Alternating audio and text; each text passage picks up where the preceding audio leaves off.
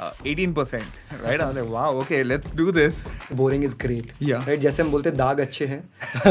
It happens, right? Sure, no investor has ever like gone with no losses in their life. Yeah. So apart from mutual funds, are there other assets that you've gone into pertaining to the markets? So I've been very boring that way, Utkarsh. Because look, I think I've realized that if you look at the Nifty or if you look at the Sensex, over a long enough period of time, it's all upward movement, right? Right. You just keep investing in it and your ups and downs will get evened out. Right. So the idea for me was, okay, you know what, am I a financial wizard who's going to be able to sit and determine what fund will do really well? No, right? Mm-hmm.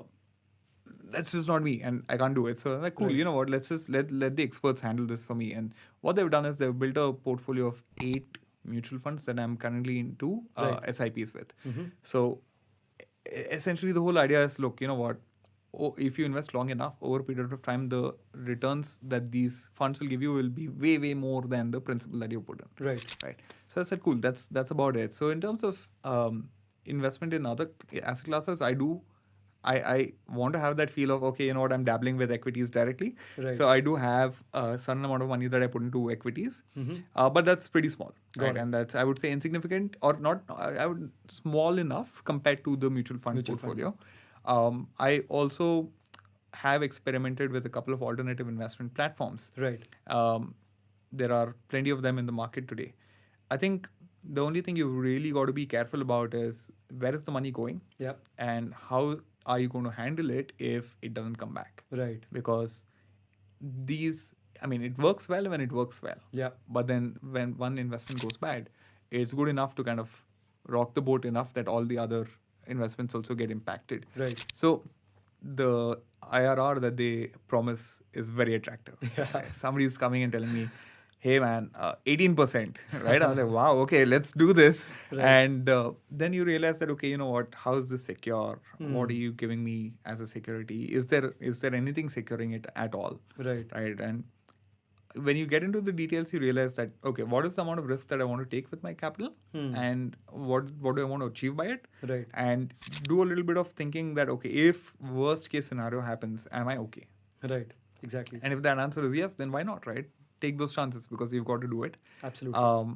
But also have the right plan in place, because I think I've realized that you got to plan your life. You got to have a plan for the next 10 years, 15 years. Yep. And you got to be going in that direction. As long as you're headed in that direction and you know that, okay, 15 years later, these big expenses are going to come up and you have sufficient funds or you're on your way to be able to take care of those. Right. For all good reasons, you should go ahead and do it. Yeah. True that. And I love the fact that you said that your sort of current money management strategies are boring. Yeah. Because when it comes to personal finance, unfortunately, for most people, boring is great. Yeah. Right? जैसे हम बोलते हैं दाग अच्छे हैं, वैसे personal finance पे boring अच्छा है, right? All you need to do is be boring, be consistent, and you're going to be fine. And I also love the fact that you touched upon those risky assets, which could be anything, right? It could be alternatives, it could be crypto, it can range to a whole level.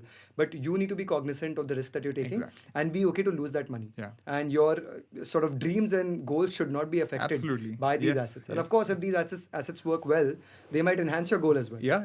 Hota hai yaar. I mean, shit happens, right? I'm sure no investor has ever gone with no losses in their life. Yep. You just got to know how to handle it, right? And there are a couple of things you got to keep in mind which are fundamental, and as long as you hold those in good stead, you're good. True that. And I think Murphy's Law plays a huge role here. Jo hona hai, wo hoga. Yes. So you have to keep that in mind. And especially when you follow the herd, right? When when 80% of your friend circle seem to be investing in something which is risky, it's probably not. It's a right. Yeah, exactly, right? So sometimes it's good to swim in the opposite direction. True that. Yeah. Totally agree, and I think that's one of the primary Warren Buffett philosophies, which you just alluded to. So perfect. So now, when it comes to your own money management, I have a good understanding of what you've been doing, right? And you also mentioned that you're working towards certain dreams and goals, right? So the concept of FIRE in our generation and even in Gen Z has become super popular. So what are your thoughts on that? And what to you is financial independence? Sure. So I'll answer the second question first. Sure. So for me, look, the way I look at what I do in my life, right? So you wake up, you've got 16 hours at play. Yep. And what you do in those 16 hours should make you happy. It should give you the satisfaction that, yes, you know what, I am in control of my life. Right. The reality for most Indians today is that you work for sustenance. You're working because you got to send your kids to school. Yep. You're working because you got to be able to pay rent. You want to afford one holiday in a year. Right. And that's your basics, right? And everybody's working to achieve that. Correct. Then there are a few more privileged people who have bigger dreams and bigger ambitions that, Arey, mujhe startup kholna hai, so I want to be able to afford to, take care of some expenses for a year or two so that I can take that risk. Arey, mujhe content banana hai, right? It could be anything. So there are dreams and you want to be able to achieve those.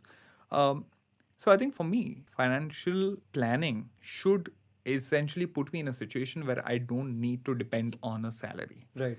And I need to be able to get up and do whatever I want.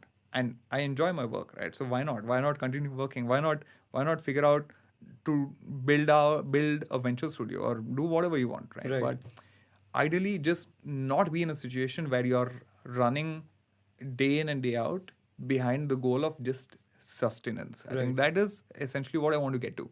So for me, if you were to personally ask me, that number would be somewhere in the range of about, in today's terms, 5 CR.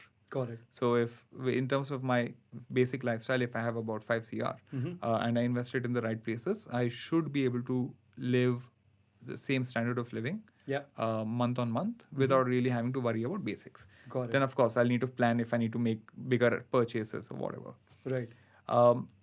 FIRE, right? A couple of my friends have gone down that route. Right. And I honestly sometimes wonder, like, hey, is this, and when I look at this in the bigger picture, is this option available for Bharat?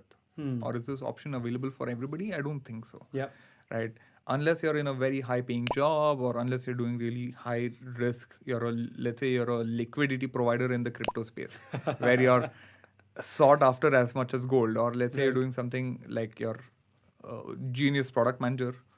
I mean, sometimes the remuneration you need to be able to get down that route is not accessible for everybody, right? Look, there was a time where I took 2 weeks off work. Right. And then I was literally lost. I was like, abhi main kya karu? Like, what do I do with my time? Because you're so used to the schedule of, get up, go to meetings, meet customers, and have things happen around you. So I realized that, trying to retire early is probably not a sustainable goal, and some people are built different, right? So it may work for them. Right. When I speak about me personally, it's not. The way I look at it, I would want to do things that I enjoy on a daily basis so that I don't feel the need to retire. Correct. Enjoying the journey rather exactly, than right? It's always that, because there'll always be a carrot dangling in front of your head at every single stage of life. I've realized that. True that. There was a time where I wanted, like, you know what, I want to be able to drive a nice car, have a good phone, have nice gadgets and some few luxury here and there. And that felt like, wow, when can I do that? And today you're in a place where you're able to do that, but then you're like, oh, you know what? No. You know what? Now I want to get into finer things in life. I want to go golfing. Right. I want to go do sailing. You will always look to upgrade your lifestyle. And it's good. You should, right? If you can, why not?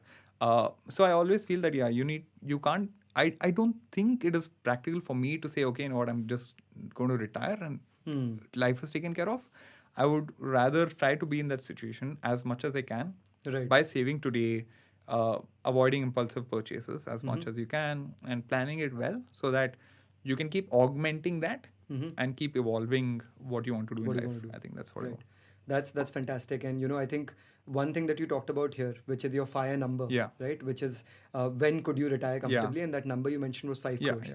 So just for the sake of our audience, if you were to just do a simple calculation there, let's say on average, you think that your monthly expenses would be 4 lakhs, right? That comes to annual of about 48 lakhs. And 48 lakhs compared to 5 crores is about 10%. Exactly. So if you were to withdraw 10% out of your portfolio needs to be built such that gives you at least 12 to 13% returns, which is very doable with very balanced mutual funds. Exactly. All at least portfolios. Until now. If you look at mutual funds, 14-15% returns absolutely are past, right? Very doable. Hota hai. Unless taxation changes drastically where it's impacting your numbers, should be doable. True that. So that's one thing that you guys could use, right? Yeah. That how much are their monthly expenses, Yes. and you extrapolate from there what that FIRE number is for yourself. Yeah. So do that and see if the 40 or 35 or 30, even 30 is achievable for you. Absolutely. I think that's the key takeaway here. Yeah.